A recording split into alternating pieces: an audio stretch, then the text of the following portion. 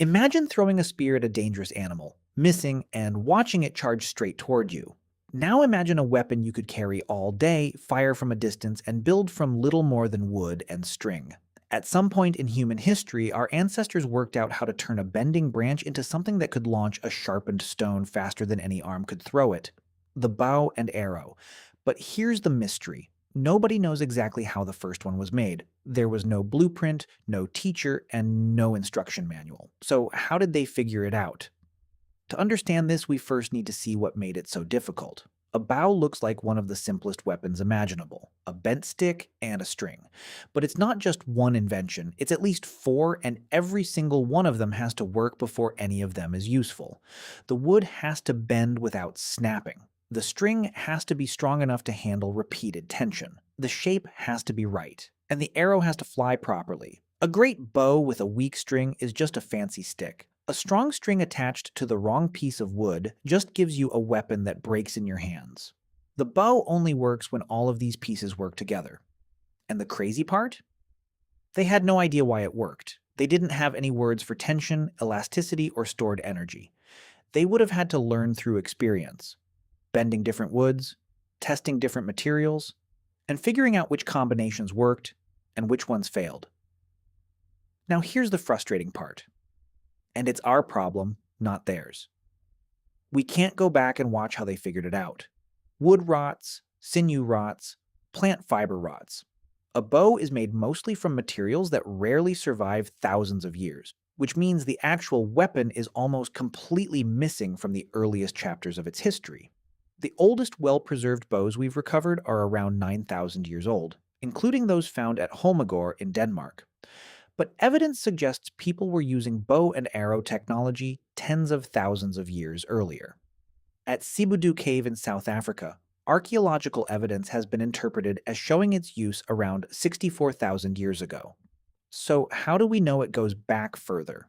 Because one crucial piece of the weapon survived, the part that doesn't rot. Stone points turn up in the archaeological record that are tiny, far smaller than the points we'd normally expect on a spear.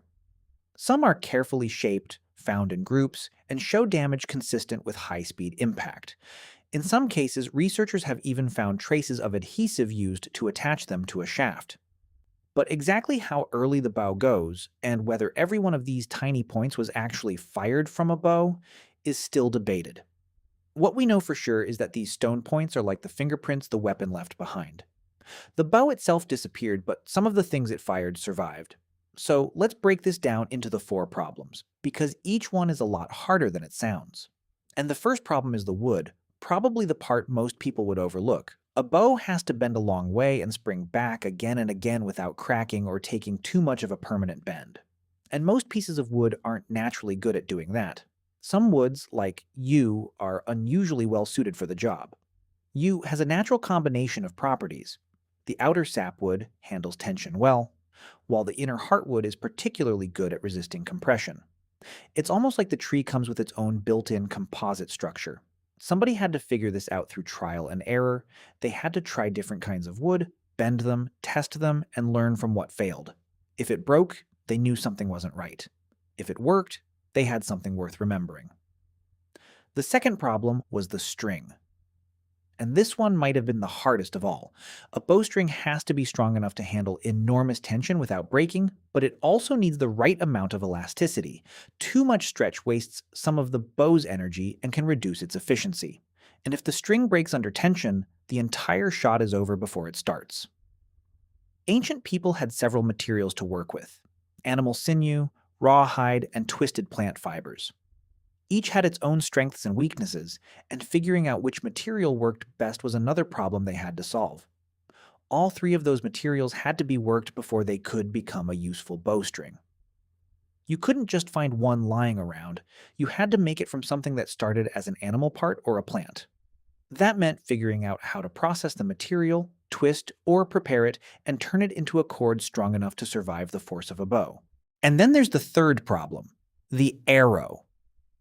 An arrow needs to be straight enough to fly consistently, and getting a straight shaft from naturally growing wood isn't as simple as it sounds.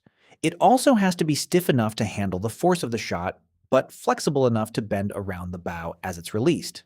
Get that balance wrong, and the arrow won't fly properly. And then there's the back of the arrow. Feathers act as fletching, helping stabilize the arrow and straighten out its flight after the violent flexing of the shot. Without the feathers, an arrow can wobble and tumble instead of flying cleanly. Someone had to notice that and figure out that adding feathers could stabilize the arrow. But then came another problem.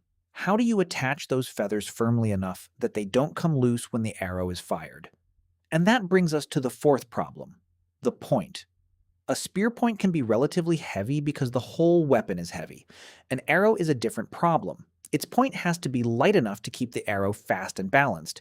Make it too heavy, and the arrow loses speed and drops more quickly. So the stone points had to change too. They needed to be smaller, thinner, and more precise.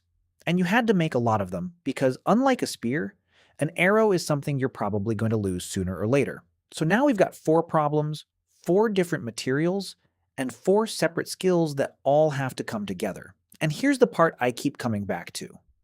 None of them is useful by itself. A perfectly made arrow without a bow is basically just a bad spear. A perfectly made bow without an arrow is just a stick you've spent a lot of effort ruining. The strange thing is, whoever first figured this out couldn't have been following a blueprint for a bow and arrow. Until all the pieces came together, they wouldn't have known exactly what they were building. And that brings us to the real mystery. Where did the idea even come from? The honest answer is, we don't know. But there are some genuinely interesting possibilities, and the most interesting ones don't start with hunting at all. One possibility is that the idea came from trapping. Imagine a flexible sapling bent under tension, held in place, and released when an animal triggers it. That's essentially a spring-loaded trap. Snares may be extremely ancient, but because they're made from materials that rarely survive, we can't know exactly how old they are. Maybe someone eventually realized that the same stored energy could launch a projectile. Someone who had already built one of these traps would have seen that bent wood could store energy and then release it suddenly.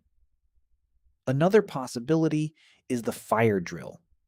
A bow drill uses a stick spun by a loop of string wrapped around it, and the same basic mechanism can generate enough friction to make fire.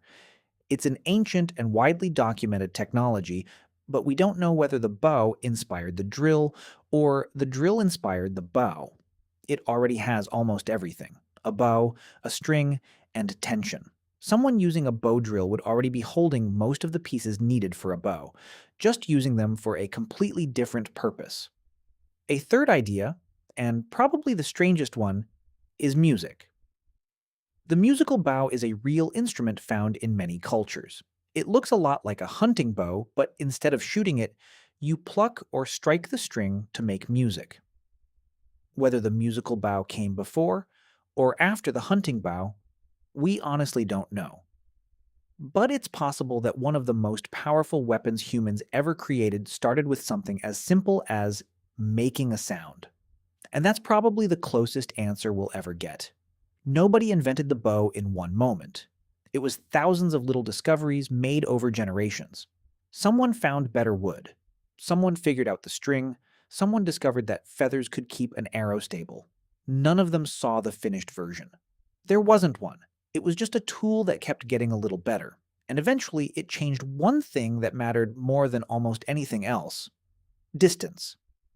The bow didn't make humans stronger or faster. It simply let us move out of reach. And that's why we still remember it today. We don't know who invented the bow. The honest answer is probably everybody, slowly over thousands of years without ever knowing what they were building.